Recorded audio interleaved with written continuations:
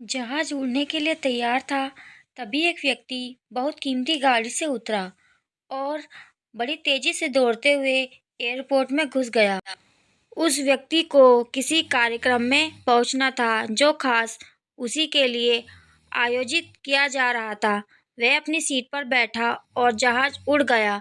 अभी जहाज कुछ दूर ही उड़ पाया कि कैप्टन ने घोषणा की कि तूफानी बारिश और बिजली की वजह से जहाज का रेडियो सिस्टम ठीक से काम नहीं कर रहा है, इसलिए हम आसपास के एयरपोर्ट पर उतरने के लिए विवश हैं।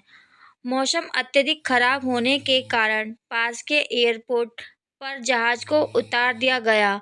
जैसे ही जहाज रुका, वह व्यक्ति कैप्टन से शिकायत करने लगा कि उसका एक मिनट बहुत कीमती है और होने वाले कार्यक्रम में उसका पहुंचना बहुत जरूरी है। उस व्यक्ति की जहाज के कप्तान से बहस हो रही थी कि तभी पास के खड़े दूसरे यात्री ने उस व्यक्ति को पहचान लिया और बोला, डॉक्टर पटनायक, आप जहां पहुंचना चाहते हैं, टैक्सी द्वारा यहां से केवल 2 घंटे में ही पहुंच सकते हैं। यह सुनकर डॉक्टर को तसल्ली हुई और डॉक्टर ने उस व्यक्ति को धन्यवाद दिया और टैक्सी लेकर अपने गंतव्य की ओर निकल पड़ा।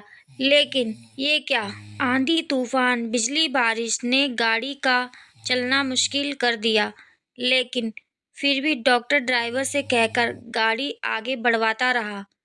अचानक ड्राइवर को आभास हुआ कि वह रास्ता भटककर एक सुनसान इलाके में पहुंच चुका है। डॉक्टर को अपने गंतव्य पर पहुंचने की बहुत जल्दी थी।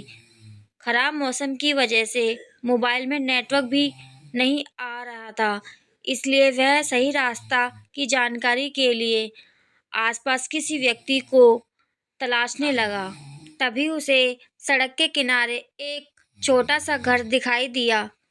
सही रास्ता का पता पूछने के इरादे से वह गाड़ी से नीचे उतरा और उस घर का दरवाजा खटखटाया। अंदर से आवाज आई कि दरवाजा खुला है, जो कोई भी है अंदर आ जाए।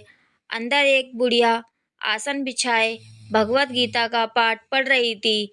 डॉक्टर ने उस बूढ़ी औरत से कहा, माँ जी, अगर आज्ञा हो तो आपके फोन का उपयोग कर लूं? मुझे एक अर्जेंट कॉल करनी है। बुढ़िया मुस्कुराई और बोली, बेटा, कौन सा फोन? यहाँ ना तो बिजली है और ना ही फोन। लेकिन तुम बैठो, सामने चरणामृत है, थोड़ा पी लो, थकान दूर हो जाएगी। और खाने के लिए भी कुछ फल रखे हैं, खा लो ताकि आगे यात्रा के लिए कुछ शक्ति आ जाए। डॉक्टर ने धन्यवाद दिया और चरणामृत पीने लगा। बुढ़िया अपने पाठ में खोई हुई थी। तभी डॉक्टर की नज़र बुढ़िया के पास ही कंबल में लिपटे एक नन्हे बच्चे पर पड़ी, जिसे बुढ़िया थोड़ी थोड़ी देर में हिला देती थी। बुढ़िया की पूजा खत्म हुई तो डॉक्टर ने कहा, माँ जी, आपके स्वभाव और व्यवहार में मुझ पर जादू सा कर दिया है।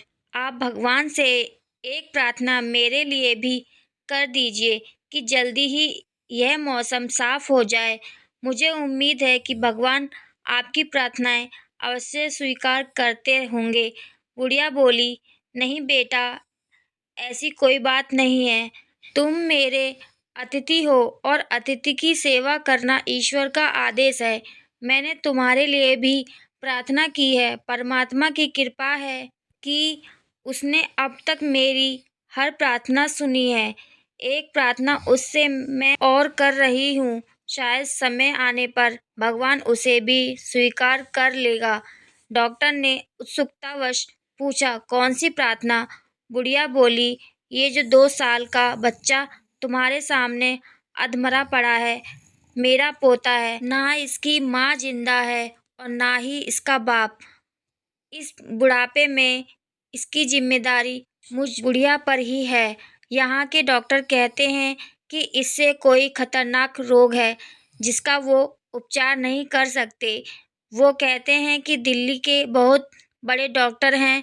क्या नाम बताया था उनका? हाँ, डॉक्टर पटनायक, वही इसका इलाज कर सकते हैं। लेकिन मैं कमज़ोर बुढ़िया कहाँ उस डॉक्टर तक पहुँच सकती हूँ। अगर जैसे तैसे पहुंच भी जाऊं तो पता नहीं वह डॉक्टर मेरे पोते को देखने को राजी होगा भी या नहीं। बस अब बंसी वाले से यही मांग रही थी कि वह किसी प्रकार मेरी मुश्किल आसान कर दे। यह सुनकर डॉक्टर की आंखों से आंसुओं की धारा बह निकली। वह भराई हुई आवाज में बोले, माँ, आपकी प्रार्थना ने हवाई जहाज को नीचे उतार लिया। आसमान में बिजलियां ने मुझे रास्ता भुलवा दिया ताकि मैं यहाँ तक खिंचा चला आऊं।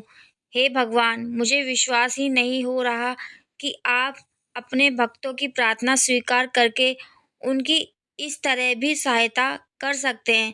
देखो माई, भगवान ने स्वयं मुझे आपके पास भेज दिया। आपकी प्रार्थना में बहुत शक्ति है। मैं ही हूँ डॉक्टर पटनायक। इतना कहकर डॉक्टर ने प्रभु के चरणों में शीश झुका दिया। दोस्तों, सच्चे मन और भाव से की गई प्रार्थना को भगवान अवश्य सुनते हैं। कहानी पसंद आई हो तो एक लाइक अवश्य कर दीजिए। धन्यवाद।